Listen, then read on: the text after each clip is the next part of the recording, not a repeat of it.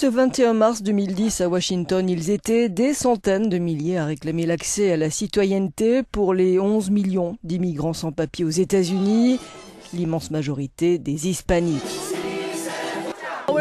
Nous sommes ici parce que nous travaillons surtout avec des ouvriers agricoles et presque tous sont sans papier, disait alors cette femme. Il est temps pour le président de faire la réforme de l'immigration qu'il a promise.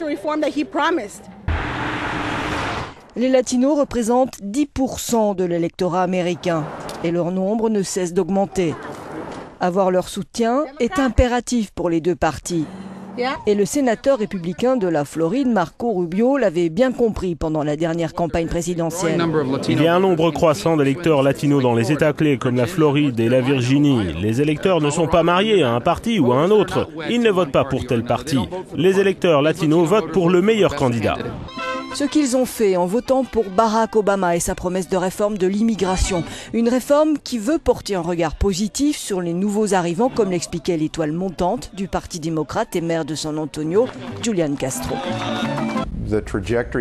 La trajectoire de ma famille, c'est l'histoire de tant de familles américaines. Et la question de cette élection, c'est de savoir si nous allons garder la possibilité d'opportunités de ce genre pour poursuivre le rêve américain.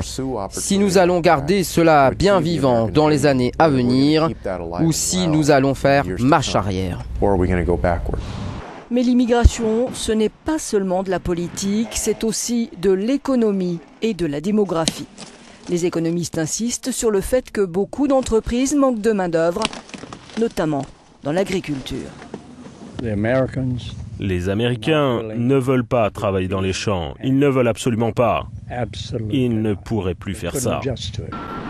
Mais la réforme, c'est aussi pour retenir les étudiants étrangers.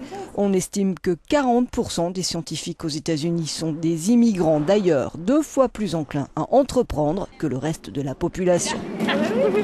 Enfin, l'argument à long terme est démographique. Seule l'immigration pourra permettre de maintenir à 67% la population active dans l'avenir aux États-Unis.